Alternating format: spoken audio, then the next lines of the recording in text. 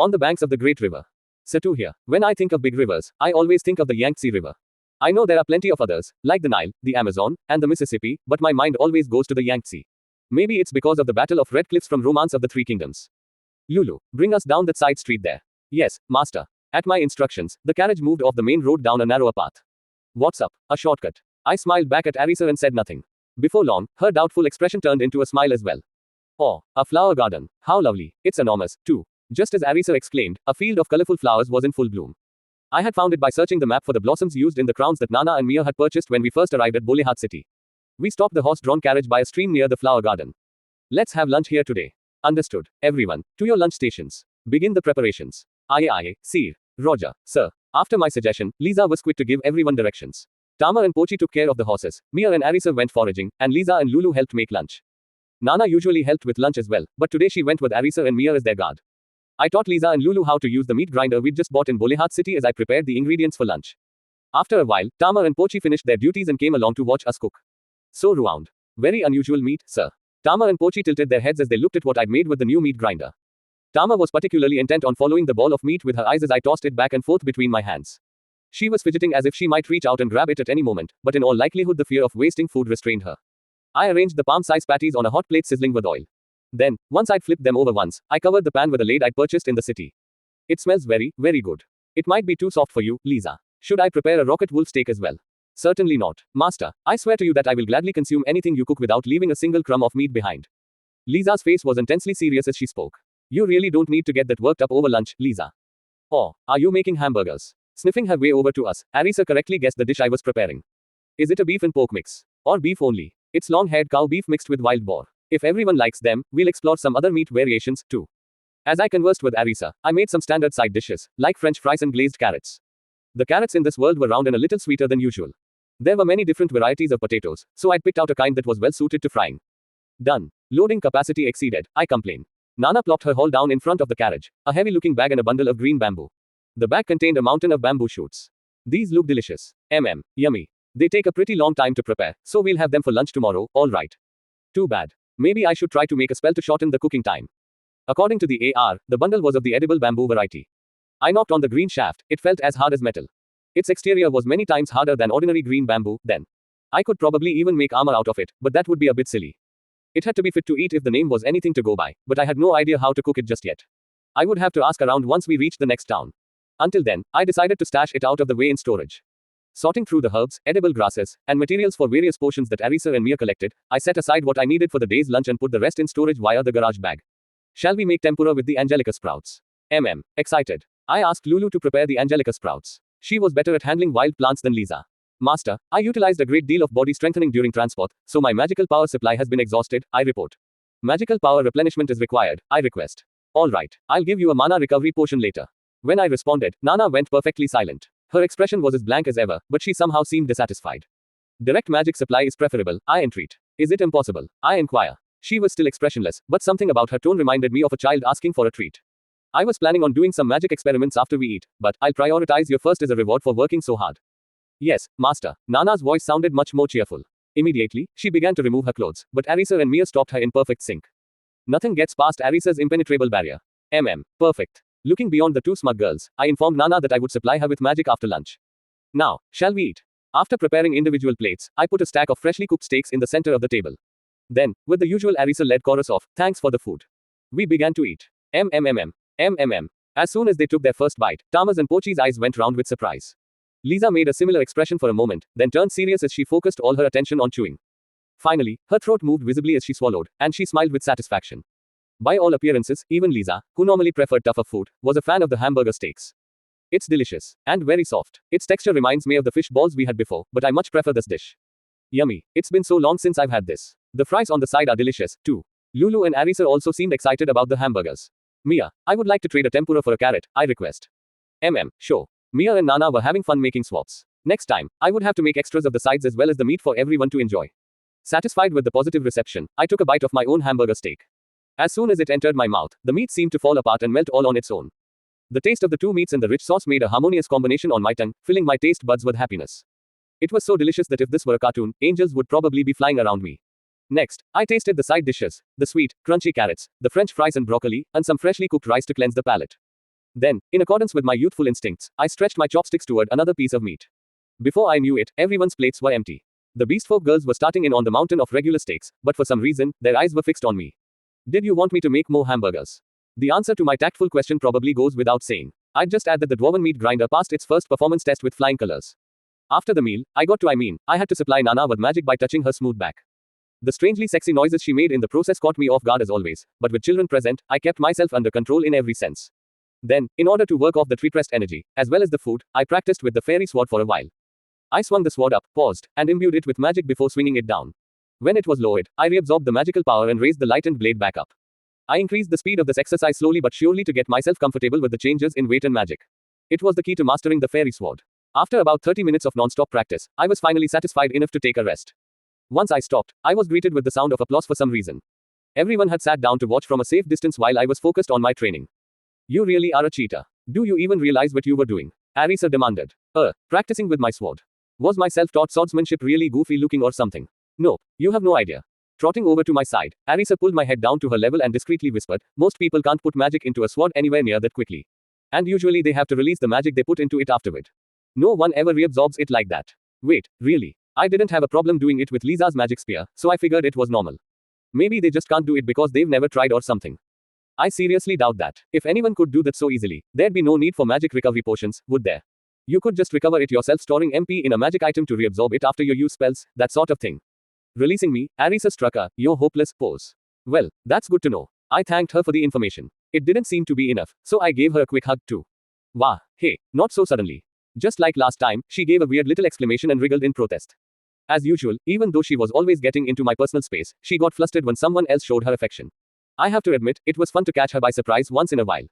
At any rate, I decided to test how effectively I could reabsorb magical power from the sword, then test it further by leaving the magic-imbued sword in storage overnight to see if it had leaked away at all in the morning. If my guess was right, this might be a good way to store extra MP, even if I usually had plenty to spare. Before we departed, I registered in my magic menu all the scrolls I'd bought in Bolehat City. It was always fun to compare the scroll version of a spell to the magic menu, but I hadn't used them from the scrolls yet. I just tested them out arbitrarily. Testing out the scrolls earned me the skills, light magic, ice magic, and ice resistance, so I maxed those out with skill points and activated them. I decided I'd test out the magic menu versions off in the mountains somewhere after sunset. The rest of the day passed without much event, aside from an attack from a group of grey wolves on the road that allowed us a chance to restock our wolf meat supply. Overall, it was a very peaceful journey. That day, after dinner and my daily magic chant practice, I stole away in the dead of night and took off into the sky with my hang glider. Because I had the wind magic spell blow, I was able to depart from anywhere. There was a wasteland in the recesses of the mountains more than 10 miles away from the road. Fire didn't seem likely to spread there, so I chose that as my site. There were a few shrubs and bushes but not enough to be much cause for concern. Without further ado, it was time to begin the magic experiments. My first test subject of choice was Forge. According to the book on smithing magic, Forge was classified as an intermediate fire magic spell. I remember turning the walls of a labyrinth into lava with the lesser spell Fire Shot, so I decided to use a large meteorite from storage as a workbench. This was one of the meteorites that had fallen from the sky when I used Meteor Shower, which should make it fairly heat resistant by my reckoning. I slashed at the meteorite with a holy sword. There was a slight resistance as I did so, but I still managed to cut off a piece without a problem, and I put the rest away in storage. I placed a copper coin, an iron dagger, and mithril ore on the completed workbench, then selected Forge from the magic menu. As the spell was used for smelting, it was possible to adjust the intensity of the fire. The amount of magic consumed seemed to change depending on the strength of the flame. As I slowly raised the temperature, the smell of molten metal began to rise. Whenever the smell got to be too much, I used the deodorant spell. It's getting toasty. My body in this world was pretty resistant to changes in climate, but standing so close to the flames of the Forge spell was still making me sweat. The copper coin melted within about 10 seconds, and after 30 seconds the dagger liquefied as well. It took about 3 minutes for the mithril, but finally that melted too. The temperature of the flame was shown in an AR display, so I made a note of each metal's melting point. At this high temperature, my skin felt prickly, like it was burning under the midsummer sun. This might be fatal for a normal person, so I would have to be mindful of my surroundings when I used the spell. Next, I wanted to test its maximum firepower. Though it felt a little wasteful, I decided to use a mithril dagger for the test. I set the spell to full power and activated it. Within an instant, blinding, white-hot flames immediately filled my vision. Without waiting for my sense danger skill to kick in, I immediately deactivated Forge and used Blow to send the heat up into the sky. The light intensity adjustment skill must have been working, as my vision returned to its original state right away. The top of the workbench was charred black, and the mithril dagger I'd put there for the experiment had all but evaporated, leaving behind only a bit of residue. Oddly enough, the workbench itself showed no signs of melting. When I checked my body, I discovered several minor burns. That was to be expected. I'd been standing only a few feet away from flames hot enough to sublimate metal. If anything, it was probably unnatural that I had nothing but a few little burns to show for it. The hand I'd used to cover my face took the most damage, but even as I watched, it healed itself up like a film clip playing in reverse. This was probably my self-healing skill at work. Honestly, my healing abilities are so fast that it's a little disturbing, if I do say so myself. But I guess I should probably be grateful for that. So my body was healed thanks to my skills, but my clothes were still scorched. The parts of my outfit that had been facing the flames were burned into tatters, and even the extremely heat-resistant Hydra leather coat had a few holes. I didn't want to worry everyone, so I decided to change into a similar outfit. Despite being intended for non-combat usage, the blistering heat of the Sforge spell definitely gave it potential as attack magic. Because of its short range, it was a little bit like a suicide bomb, but I decided to keep it in the back of my mind as a very last resort. That said, I would probably never need to use it like that. Demons could generally only be defeated with holy weapons. I continued my experiments with the other spells. Curtain, magic mold, polish, freeze water, and pure water all had potential for some interesting uses. It was going to be difficult to get the hang of magic mold, though. Personally, I didn't need them, but spells like bug wiper and anti-itch seemed like they'd be good for the kids when they went out foraging. In my case, mosquitoes and other bugs couldn't pierce my skin, so bug bites were never a problem for me. Wall, rock smasher, and hard clay were all really useful for construction. I could literally build a castle overnight. I even tried it out in the wasteland and managed to create one in just under 3 minutes. Easy as making instant noodles. On the other hand, I couldn't think of a single use for condense. Fence didn't seem totally unhelpful, but shelter or shield would probably be more convenient in most cases. And sonar was redundant with my radar. As for the last spell, cube. This is fun. The spell could make transparent cubes in the air ranging from 4 inches to 40 feet in size. The amount of weight they could support depended on their own weight. I wonder how high I could go. As I mumbled to myself, I walked up the transparent staircase I'd made using cube. The effect time was 10 minutes at most, so an ordinary user would probably run out of magic and fall. In my case, though, it took only a second to recover enough MP for a cube that could support my weight, so I could keep making them indefinitely. While I was floating in the air, a monster attacked me after I invaded its territory, so I decided to practice some aerial combat. The level 20 monster looked like a rhinoceros beetle the size of a small truck. According to the AR display, it was called a soldier beetle. Since my goal was to practice fighting up here, I made footholds in the air with cube and jumped around on them to avoid the soldier beetle's attacks and magic. I have to say, I felt like a badass video game character. With the help of my spatial mobility and mud-air maneuvers skills, I was able to figure out the smallest size of cubes I could make to match my mobility. It was very helpful in my ongoing quest for optimal movement. By the time the soldier beetle's strength ran out, I was able to fight in the air just about as well as I could on the ground. At this rate, I would even be able to fight dragons or demons in mud-air. Greater than skill acquired, Skyrunning. Greater than title acquired, Sky Strider. Greater than title acquired, Wingless Flyer. Greater than title acquired, Master of the Sky. As I gained the ability to fight freely in the air, I also gained a skill and a bunch of titles. The skill name was especially intriguing, so I put the max number of points into it right away and activated it. Skyrunning turned out to produce a similar effect to leaping around with cubes as footholds and had a lower magical cost. It was highly responsive and allowed me to move without having to think about the size and position of each cube too. Even at its top speed, the Skyrunning skill took only a little more MP than the amount I recovered automatically, so if I could contrive a good method of flying, I could cruise about as far as I wanted. I was the only one who would be able to withstand the high winds and low atmospheric pressure, though, so I would probably have to be mindful of my speed and altitude if I was carrying someone else. It was early morning, a few days after my magical experiment session. We'd made it through the mountainous region and were getting very close to the main road that went along the river. Master, I can see where this road meets the highway now, Lulu remarked from the coachman's stand, and I came out to have a look. There was a lighthouse-esque watchtower set up near the point where the roads met, along with a collection of duchy soldiers. A forest behind the tower obscured my view of the river. Lisa and Nana, who'd gone ahead on horseback to scout out the area, came back toward us. Mia was riding along with Nana. Master, please have a look over there. There's something on the other side of the forest. I looked in the direction where Lisa was pointing, but all I could see through the trees were the sails of a large ship. Wait, that was probably what she was talking about. Those are the sails of a ship. It must be traveling along the big river on the other side of the forest. Tama and Pochi poked their heads out, apparently having heard my comment. Ship. Where is it, sir? Tama used me to prop herself up and tried to see over the forest. Pochi, too, grabbed onto Lulu's shoulders and stood on tiptoe, but she still couldn't see it. Come here, please. You could hurt yourselves like that. Captured. We've been caught, sir. I pulled Tama and Pochi into my lap, holding them firmly so they wouldn't fall. Tama seemed to enjoy it, but Pochi pouted up at me. I wanna see the ship, sir. Just sit tight. You'll be able to see it soon. I patted Pochi's head reassuringly. Arisa came out from inside the carriage as well. Will we really? She draped her arms over Lulu's shoulders from behind in a show of sisterly affection as she looked ahead. Finally, the river came into view on our right. See. Big ship. I see the ship, sir. No sooner did I point it out than Tama and Pochi exclaimed with delight. There was a large sailing ship traveling in the same direction as us, albeit faster, as it was heading downstream. Still sitting in my lap, Tama and Pochi waved frantically at the ship. Perched on my left knee, Pochi craned around to see the ship on the right. They waved back, sir. Pochi continued to wave excitedly. Oh, they must have good eyes. I wonder if they're beast folk, too. Beards. They're Mr. Birdheads, sir. Arisa was correct. The people on the ship were likely some kind of bird folk. Pochi and Tama continued to wave until the ship disappeared behind the forest. Along the way, I decided to reinspect my information about the Ugoch Duchy. The territory included a huge river, nearly 500 miles long. The river started up north in the city of Daragon, where Miss Sarah, Miss Karina, and the others were headed. It passed through the old capital, then 3 more cities, and eventually emptied into the ocean. As its enormous river would indicate, the Ugoch Duchy was very large. The Muno barony was around the size of Hokkaido, albeit with an irregular shape, but the duchy we were in now was far larger, around the same area as Honshu, the main island in Japan. This territory wasn't as long and skinny, though, so it was probably about half the length.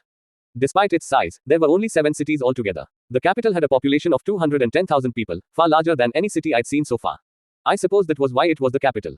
The fluvial transportation was probably what supported the locals. There were countless villages along the river, many of which were populated only by demi-humans. However, 80% of the total population was still Hamanfolk, so it was no different from other territories in its human majority. As far as I could tell with my map search, there were no demons, reincarnations, or anyone with unique skills. There were quite a lot of humans and monsters over level 30, so it would be a pain to mark all of them on the map. Instead, I flagged only the ones who seemed likely to encounter us on our itinerary. There were also several members of the Wings of Freedom, the Demon Lord worshipping organization, more than 300 in total. They mostly seemed to stay in cities and large towns, so I decided to flag only members in the nearest ones for now. Once we finished our lunch break by the water, we were nearing the bridge where a stream joined the river when some very troublesome visitors arrived. The monsters, a group of dog-sized creatures called large needle bees, came flying away from the stream as if fleeing from something. Pochi, Tama, be careful not to let them surround you. Aye. Yes, sir. The large needle bees rushed at the beast folk girls. Whoopsie. Take this, sir. Tama dodged around the needle attacks with ease, and Pochi took the opportunity to attack one of the bees. When Tama herded 3 of them into a single file column, they were easily impaled by Lisa's magic spear like dumplings on a skewer. Oh crap. Sorry. A careless ranged attack spell from Mia had inadvertently attracted a swarm. Hiya, ha. Arisa's psychic magic and Lulu's magic gun sniped the bees one by one, but there was still a huge swarm bearing down on Mia.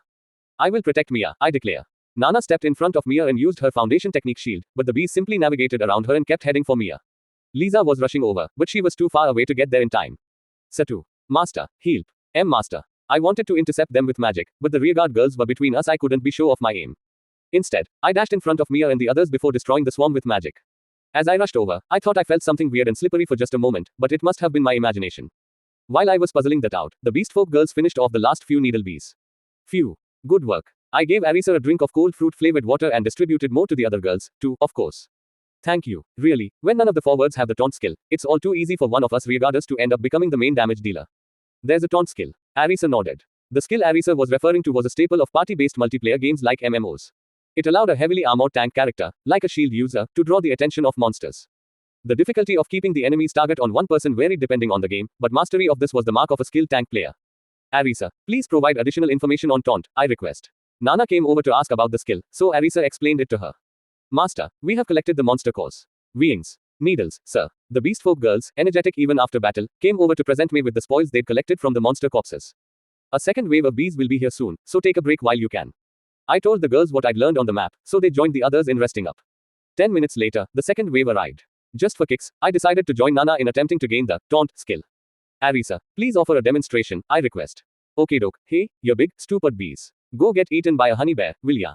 Arisa gave her best shot at angering the bees, but unfortunately they didn't seem to notice. Flying down unsteadily, the bees practically crash-landed on the bridge and lowered their wings. They seemed more exhausted than anything. In fact, they didn't seem to care about us at all, never mind Arisa's taunts. Alright, now you try. Understood. Hello, you big, stupid bees. Are those wings just for show? I derided. Nana followed Arisa's instructions, but again, there was no effect. Now it was my turn. Come at me. As soon as I gave a simple shout, the 30+ large needle bees that had been lolling around on the bridge immediately charged toward me. Greater than skill acquired, taunt. A swarm that big could tear my clothes, so I used short stun to wipe them out before they got too close. No, my experience points. Experience, sir. Tama and Pochi imitated Arisa, who had thrown herself on the ground dramatically. I patted Arisa on the shoulder reassuringly. Don't worry, Arisa. Here come the monsters that chased the bees here. Gliding toward us from upstream was a 30-foot-long monster called a hard newt. It was level 25 and had a strong acid attack, so I had no intention of letting it hurt Arisa and the others. Come at me. As a total of 9 of them came into view, I used the taunt skill I'd just acquired. Everyone, make sure you get in one hit on each of the newts. Don't go anywhere near them, just attack from a distance. With those orders, I stood up to the oncoming newts. Thanks to this powerful grinding technique, the girls jumped up from 2 to 4 levels. Mia, at the bottom, reached level 11, while the beastfolk girls were the highest at 16. Each one learned a few new skills, the most notable being Lisa's Spellblade and Nana's Taunt. The ones who had gained the most levels were starting to get sick from it, so we decided to set up camp for the night right where we were. Because it would still be a while until evening, we spent our free time on activities of our choosing. Lulu, Mia, and Nana were all down for the count with level up sickness and sleeping in the converted bed of the carriage seats. Lisa practiced her new spell blade skill, and Tamar and Pochi went foraging in the riverbed. Arisa was reading one of the spell books we'd picked up in Bolehat City. As for me, I decided to do some crafting for the first time in a while. I had occasionally thrown together little things like spear masks and new colored wigs to amuse myself on the journey, but it had been a while since I'd devoted time to making more involved projects like weapons and magic tools. Well, now that I have some handy new spells and all, I might as well play around with casting. First, I made 4 walls to keep fire damage to a minimum. I went with a height of about 10 feet to be safe. I was just messing around, so I melted things like silver coins and brass candlesticks for material instead of wasting something more valuable like the iron ingots and steel bars I bought in Bolehat City. After about an hour, I'd produced all kinds of silver cups, silver vials, and countless brass accessories. This included custom pieces for the girls, chick-shaped earrings for Nana, a cat and dog badge for Tamar and Pochi respectively, and floral cuff links for the other kids. I applied silver plating to each of them with alchemy. And now with some extra time to kill, I started making holy weapons. Now, what should I use for materials? I tapped my chin as I thought. When I made holy arrows before, I used obsidian arrowheads and mountain tree branches, but this time I had no obsidian.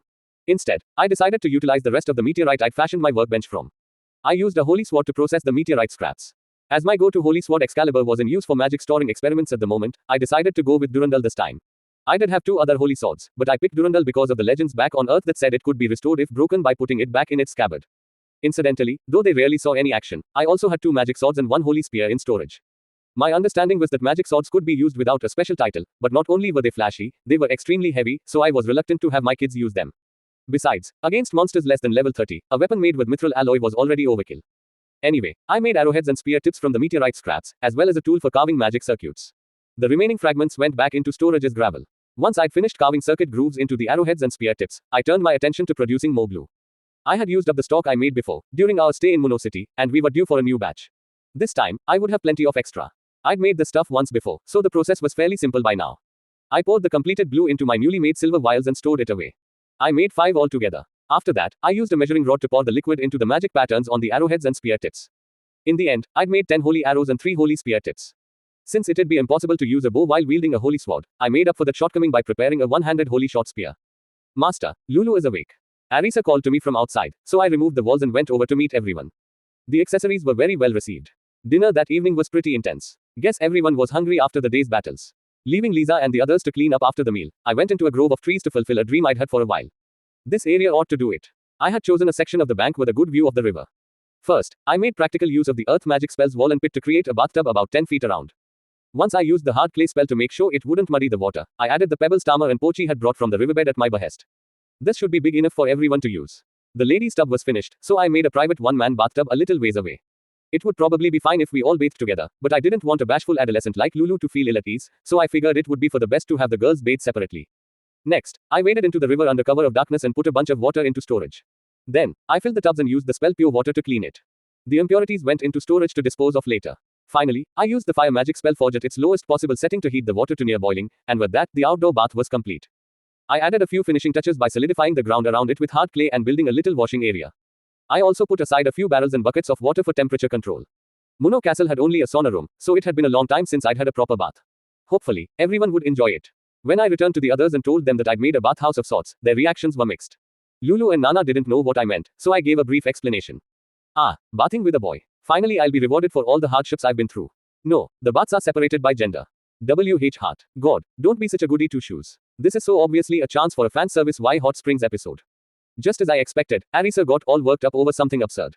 It wasn't really a hot springs anyway. Master, I volunteer to wash your back, I declare. No. She's right, you can't. Also, as expected, Mia and Lulu were quick to shut down Nana's offer. We last had a bath quite a while ago. We shall be happy to wash your back again if you wish, Master. Tama, 2. Pochi, 2, sir. The Beastfolk girls, remembering the bath in the Seiryu City Castle guest house, seemed very excited. A few of our number had a strong reaction to Lisa's use of the word again, but I chose to ignore them. I had already made a tool for cleaning my own back anyway, so I would be fine.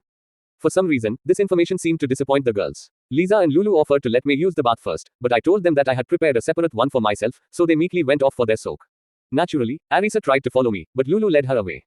Ah, that's the stuff. As I slipped into the men's bath, I looked up at the sky. The stars were starting to come out. It was too bad that the river wasn't quite still enough to reflect the stars, but the moonlight dancing on the surface was still quite beautiful. I turned off the utilitarian menu display and enjoyed the view. I haven't bathed outside like this since we snuck off that one time in college. As I leaned back against the wall of the tub and started relaxing, I heard a sudden plunk and felt weight against my body. I could tell that someone had entered my bath, but with the radar off, I didn't know who. I raised my head to find Mia with her long hair loose. Mia, this is the men's bath. MN. Mia, clearly uninterested in my gentle scolding, plopped herself down in front of me with her back to me. I couldn't help remembering when I helped bathe a younger relative while babysitting. A recovery team seemed to be on the way to collect her, so I decided to let her do what she liked for now. Are there baths like this in the elf village? Shared. Meaning there were public baths, then. Mia rested her small head on my chest and joined me in stargazing. Then the recovery team arrived, or maybe I should call them the second attack squad. Us, too. We're coming in, sir. Tama and Pochi hopped into the bath from my left and right. No matter how small the beast folk girls might be, that bath was definitely over capacity now. It was starting to feel less like a tub and more like a can of sardines. Tama and Pochi wanted to copy Mia, so I held them up with a hand each so they wouldn't sink. Hey, you two, don't try and get the jump on me. Arisa arrived next, clad in a thin bathrobe. The wet robe was definitely clinging to her body, but I had zero interest in a little girl's figure. At any rate, the two older girls behind her soon drew my gaze away. There was no way to comment on Nana's figure without being indecent, but I'd admit I did feel a certain sense of almost fatherly pride in noticing Lulu's proportions were growing. Master, I think you ought to come join us in the large bath instead. Arisa's proposal was met with unanimous agreement from the girls, so I ended up being dragged over there. I guess bigger is better for baths after all. Damn, it's too dark. I guess I ought to learn light magic next. Arisa kept muttering to herself in between short dives under the water. I had a hunch as to what her goal might be. Unfortunately for her, I was wearing brand new swim trunks, so she wouldn't see anyway. I know that runs counter to the idea of natural bathing, but just think of it as an emergency measure. See collarbone. Lulu, who was submerged up to her shoulders next to Arisa, was mumbling something while staring at me with her cheeks flushed pink. Okay, you are making me a little uncomfortable. I leaned back on the wall again, resuming my previous pose. The steam wasn't doing its job very well, so I couldn't really keep looking forward. I was getting a little hot, so I took my arms out of the water and rested them on the side of the tub, only to immediately have them used as pillows. Tama and Pochi were on my right arm and Mia on my left. Oddly, Lulu was inching closer as if waiting for her turn. Master, I have made a discovery. Confirmation required, I request. Nana's voice came to me from somewhere behind Lulu. When I glanced over nonchalantly. They float in the water, I report. They are also light and rather cute. Nana, who had opened the front of her bathrobe, was looking at her floating breasts. Though her expression was blank as usual, she seemed terribly entertained. If this were a manga, the protagonist's nose would have started gushing blood. What a sight for sore eyes. Miss Nana, you mustn't. Lewd. Lulu quickly moved in front of Nana, blocking my view. Unfortunately, her wet bathrobe was sticking closely to her body, so now I could clearly see the outline of her bottom. After a moment, Mia blocked my view of that, too, by standing in the way with her arms spread. She wasn't wearing a robe, so I could see all kinds of things that I really didn't need to. If she were an older woman, I'd be so happy I could cry. The rest of our bathing time passed in a similar fashion, relaxing, if occasionally boisterous. The next morning, I found Lisa looking sorrowfully at the cold bath, so I warmed it back up for a morning deep. She always was fond of them. Tolma.